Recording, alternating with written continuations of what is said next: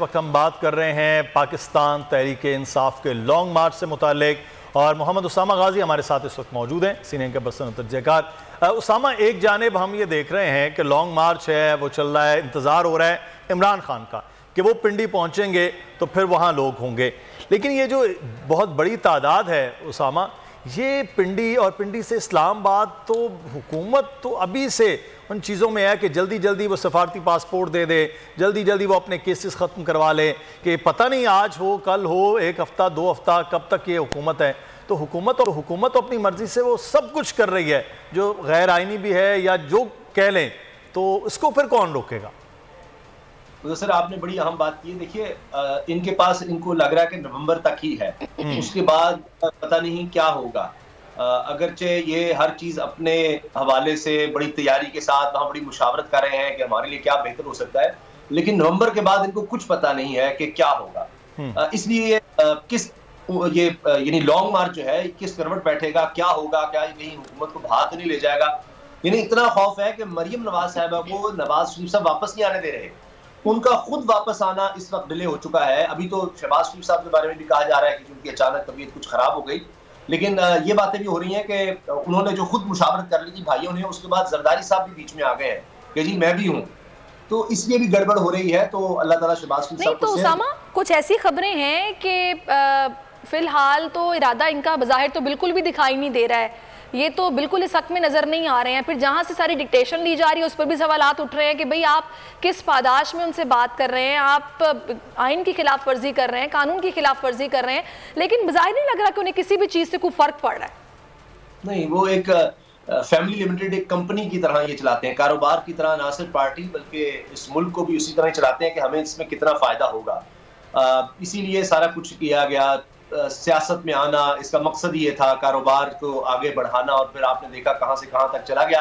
आज भी आप देख लीजिए अपने खानदान का, ये डेली मेल का जो सारा मामला आया है आपके सामने है कि वहां पर जुर्माना हो गया इनको 30,000 पाउंड शहबाज शरीफ साहब को और 27,000 उनके दामाद को जो आज तक बाहर है। आप देखिए मशवरे कैसे हो रहे हैं, यानी वो लोग जो कन्विक्टेड है, हुसैन नवाज साहब वहां पर है, नवाज शरीफ साहब के बेटे, वो सलमान शहबाज साहब, शहबाज शरीफ साहब के बेटे, वो भी अब तक अदालतों के लिए मफरूर और भगोड़े, नवाज शरीफ साहब खुद। तो ये वहां पर एक फैमिली की तरह करते हैं। वही मैंने अर्ज किया ना कि जरदारी साहब कह रहे हैं मेरा भी खानदान है भाई, हमने भी सियासत में आकर कुछ और नहीं करना था, यही काम कर रहे थे, हमसे भी पूछ लो जो फैसले कर रहे हो। तो वहां मामला खराब हो गया है।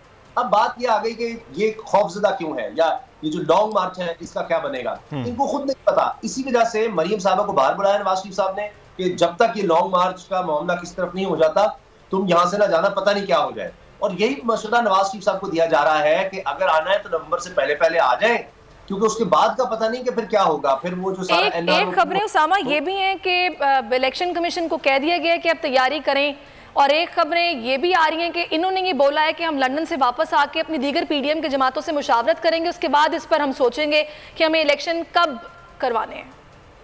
इसी से आप अंदाजा लगाइए ना, जब हुकूमत को खुद नहीं पता, ये कह तो देते हैं कि जी वक्त पर इलेक्शन होंगे, वक्त पर सब कुछ होगा, लेकिन इनको खुद नहीं पता कि इस वक्त क्या हो जाए। इतना अदम इस्तेहकाम है, और उसकी वजह क्या है, अवाम इनके साथ नहीं है।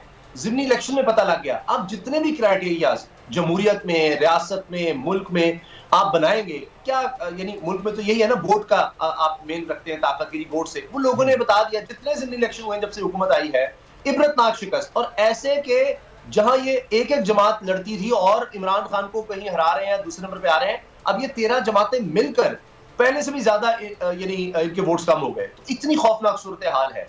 तो अब अवाम इनके साथ नहीं है। इसीलिए देखिए इमरान खान साहब जब हुकूमत थी, जाहिर है कि वो भी अनपॉपुलर हो रहे थे महंगाई की वजह से। इन्होंने जब धरने दिए, मौलाना साहब का धरना आप सबको याद होगा, फैसिलिटेट किया गया, मौसम खराब हुआ था, बिलावल साहब ने लॉन्ग मार्च किया, मरियम साहब ने लॉन्ग मार्च किया, पीडीएम ने लॉन्ग मार्च किया।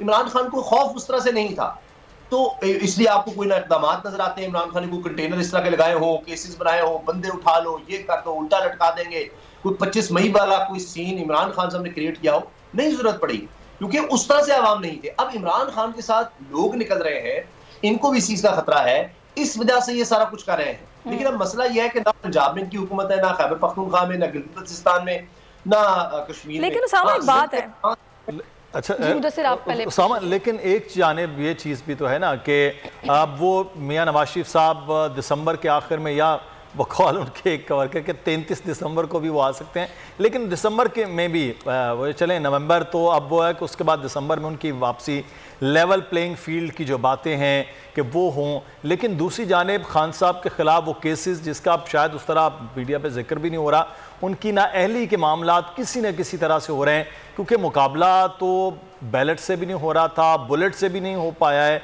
और अब तीसरा ये है कि उनको नाअहल कर दिया जाए किसी न किसी तरह, तो फिर लेवल प्लेइंग फील्ड बकौल मरियम साहबा वो होगी। तो ये आप समझते हैं ये काम कर लेगी हुकूमत के उनको नाअहल करवा लिया जाए किसी न किसी तरह?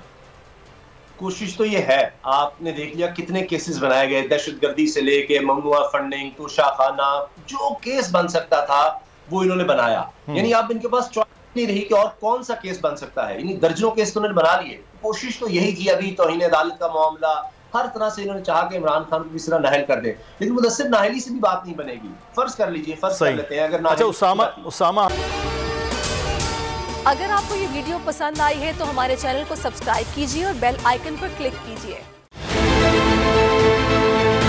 बहुत अच्छी कवरेज की है, ये मार्च की तो जबरदस्त कवरेज थी, बॉल की प्रॉब्लम सबसे बेस्ट थी।